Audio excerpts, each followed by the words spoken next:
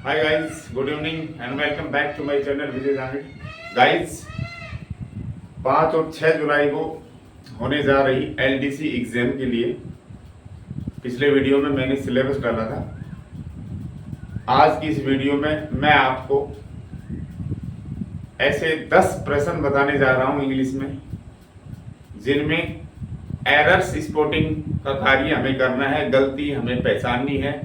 4 parts दिए जाते हैं हमें, किसी एक पार्ट में किसी न किसी तरह की कोई गलती होती है, एरर होती है, तो उसको कैसे चिन्हित करें, तो चलिए देखते हैं। दोस्तों, कॉमन एरर, सामान्य अशुद्धियां एंड करेक्ट सेंटेंसेस, और वाक्यों का शोधन या सही वाक्य। दोस्तों, पहला प्रश्न है find the part with an error. एक गलती वाला पार्ट ढूंढिए। इसमें 4 पार्ट दे रखे हैं। पहला पार्ट है स्केर्सली हैड आई स्टार्टेड, ये ए पार्ट हो गया दोस्तों। दूसरा है द वर्क देन, ये दूसरा पार्ट हो गया बी। तीसरा पार्ट है इट बिगेन टू रेन, और दोस्तों चौथा पार्ट होता है नो एरर, अर्थात किसी में गलती नहीं है। दोस्तों, अपने पास 3 पार्ट है, इनमें हमें एरर्स पहचाननी है, गलती ढूंढनी है। तो दोस्तों, कभी भी वाक्य में स्केर्सली आ जाए या हार्डली आ जाए, स्केर्सली या हार्डली, तो दोस्तों उसके साथ हमेशा व्हेन का प्रयोग होता है, न कि देन का प्रयोग होता है। जबकि इसमें देन लगा हुआ है दोस्तों, तो ये जो वाक्य है इसी में अशुद्धि है। क्या आना चाहिए था यहाँ पर? व्हेन आना चाहिए, WHEN, व्हेन। दोस्तों, स्केर्सली या हार्डली के साथ व्हेन WHEN का प्रयोग होता है, जबकि नो सूनर के साथ देन का प्रयोग होता है, तो इस वाले पार्ट में एरर है। अगला है दोस्तों, choose the grammatically correct sentence. व्याकरण की दृष्टि से सही वाक्य चुनो। चलिए देखते हैं। मैंने इसमें 2 ही ऑप्शन दिए हैं। क्यों? 4 ऑप्शन अगर मैं लिखता तो इसमें प्रश्न बहुत कम आते, इसलिए मैंने 2 ऑप्शन दिए हैं, और उसमें से एक सही ऑप्शन भी है। तो दोस्तों चलिए देखते हैं सही व्याकरण की दृष्टि से सही वाक्य कौन सा है। He is senior than me in service. He is senior to me in service. दोस्तों, सीनियर जो है वो हमेशा एक कंपैरेटिव डिग्री में रहता है, और सीनियर के साथ कंपैरेटिव डिग्री में हमेशा देन आता है, लेकिन जो सीनियर जूनियर, ठीक है, इनके साथ हमेशा टू आता है दोस्तों, देन नहीं आता। तो इसमें से सही वाक्य कौन सा हुआ जिसके साथ टू है? टू वाला वाक्य सही है दोस्तों।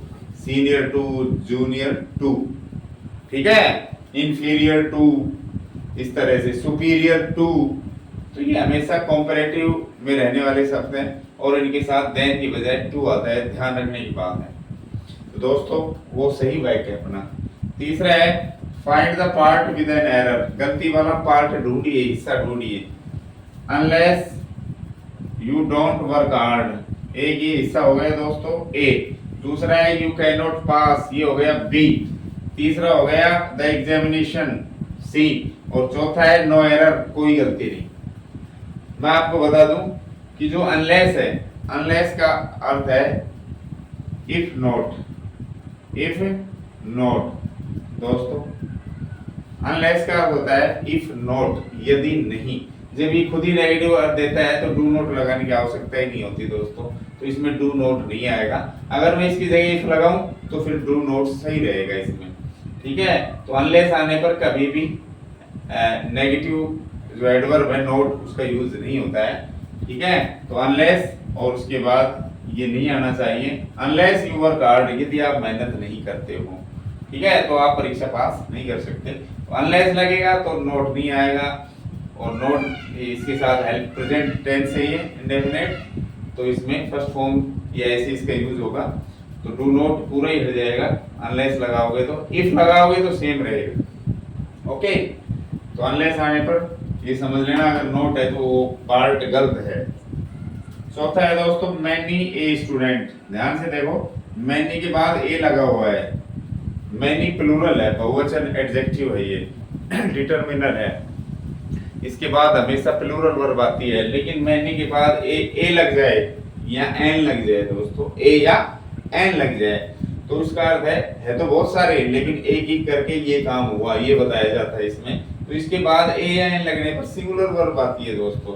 Many student failed in the exam, परीक्षा में बहुत सारे जो विद्यार्थी थे ना वो मैनी एक एक करके फेल हो गए, इसका मतलब ये बहुत सारे थे लेकिन एक एक फेल हो गए एक एक करके। तो इसमें सिंगुलर वर्ब यूज होती है, हमेशा ध्यान रखना, मैनी ए मैनी एन के बाद। अब मैंने 4 दे रखी है इसमें हेल्पिंग वर्ब, तो सिंगुलर कौन सी है इसमें से, यही है ये प्लूरल ये प्लूरल ये प्लूरल, ये तो आ ही नहीं सकती, तो सिंगुलर आएगी इसमें। 5वां प्रश्न है दोस्तों, चूज द करेक्ट सेंटेंस, सही वाक्य का चुनाव करो। पहला पार्ट है, मैंने 2 ही दिए इसमें, चॉइस 2 ही विकल्प दिए हैं। पहला है कि I prefer tea than coffee, दूसरा है I prefer tea to coffee, यानी कि प्रीफर के साथ भी हमेशा टू आता है, देन कभी नहीं आता है। I prefer tea to coffee, न कि देन कॉफी, ध्यान रखना प्रीफर के साथ हमेशा टू का ही यूज होता है। तो ये जो सेंटेंस है ये बिल्कुल अपना करेक्ट है, सही है। गाइस 6ठा जो प्रश्न है उसमें भी खाली जगह भरवाया गया है, the heavy rains will the crop yield this year, कि जो भारी बरसात है वो इस साल जो क्रॉप यील्ड है, फसल की जो पैदावार है उसको कर देगी क्या। भाई हेल्पिंग वर्ब के बाद वर्ब की आवश्यकता है हमें, क्या कर देगी, इन चारों में से कोई एक वर्ब है वो यूज होगी दोस्तों। इफेक्ट प्रभाव, ये संज्ञा है दोस्तों। अफेक्ट प्रभावित करना, ये वर्ब है दोस्तों। इफेक्टिव ये विशेषण हो गया। अफेक्शन ये प्रेम, ये संज्ञा हो गई। जबकि हेल्पिंग वर्ब के बाद हमें आगे ऑब्जेक्ट दे रखा है, तो उससे पहले हमें वर्ब की आवश्यकता है दोस्तों, और वर्ब है अफेक्ट, ध्यान रखना। अफेक्ट का मतलब प्रभावित करना, इफेक्ट का मतलब प्रभाव, ये नाउन होता है। तो अपना आंसर हुआ अफेक्ट। 7th जो क्वेश्चन है, दी खाली जगह of our school is very strict, हमारे विद्यालय का बहुत ही सख्त है। कौन, प्रिंसिपल प्रिंसिपल प्रिंस प्रिंसिपल्ड। तो दोस्तों प्रिंसिपल की जरूरत है हमें प्रधानाचार्य की, तो प्रधानाचार्य के लिए PAL आता है, ध्यान रखना। PLE तो सिद्धांत हो जाएगा, तो PAL प्रिंसिपल यानी कि प्रधानाचार्य इसमें आएगा। तो ये था अपना कॉमन एरर्स और करेक्ट सेंटेंसेस के 7 क्वेश्चन। अगले 3 प्रश्न और जानते हैं। चलिए 8वां क्वेश्चन देखते हैं। He did not accept the, उसने स्वीकार नहीं किया, टू चेंज हिज डिसीजन, अपना निर्णय चेंज करने के लिए, अपना निर्णय बदलने के लिए उसने स्वीकार नहीं किया। दोस्तों वर्ब है ये स्वीकार करना। अब स्वीकार क्या नहीं किया, यानी कि ऑब्जेक्ट की हमें आवश्यकता है। तो ऑब्जेक्ट इन 4 शब्दों में वही शब्द ऑब्जेक्ट है जो नाउन है। तो दोस्तों ADVICE एडवाइस माने सलाह, ये नाउन है। ADVICE एडवाइस माने सलाह देना, ये वर्ब है दोस्तों। ये सेकंड थर्ड फॉर्म इनकी बनी हुई है। तो इसमें जो नाउन है ये सब वर्ब है ये दोनों, और ये भी वर्ब है दोस्तों। और ऑब्जेक्ट जो है वर्ब के बाद वो नाउन की हमें जरूरत है, तो नाउन है एडवाइस। ADVICE एडवाइस का मतलब सलाह, ये हो जाता है एडवाइस माने सलाह देना। तो दोस्तों सही आंसर होगा अपना एडवाइस। आगे देखो, मौसम है बहुत ही, आज मौसम बहुत ही, क्या बताना चाह रहे हैं, बहुत लग रहा है, तो आगे विशेषण लगाओ। वेरी क्या है, विशेषण से पहले लगने वाला शब्द है। एडवर्ब है, क्रिया विशेषण है, तो ये विशेषण की विशेषता बताएगा। तो इसमें विशेषण ढूंढ लो दोस्तों।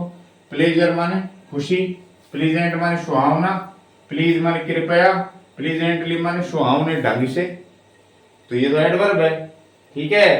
प्लीज कृपया, ये क्या है, प्लीज का मतलब खुश करना भी होता है, वर्ब भी बन जाती है, ठीक है।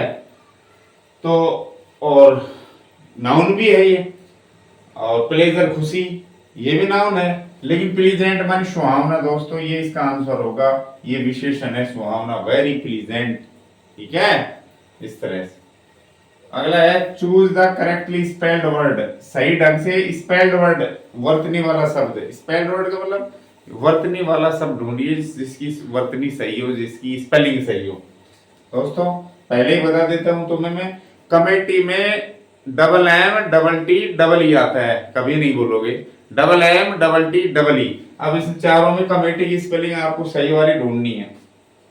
Double M double T double E, और किसी में भी नहीं है, देख लो double M double T double E नहीं है तीनों में, तो राइट आंसर होगा ये। कमेटी में डबल एम आता है, डबल टी और डबल ई आता है। तो ये थी अपनी स्पोर्टिंग एरर्स एलडीसी एग्जाम, जो कि 5 या 6 जुलाई को कंडक्ट होने जा रहा है। तो इंग्लिश सिलेबस में जो टॉपिक है अपना कॉमन एरर्स, उसके आज ये 10% मैंने आपको दिया। आशा करता हूं ये आपको बहुत अच्छे से समझ आए होंगे।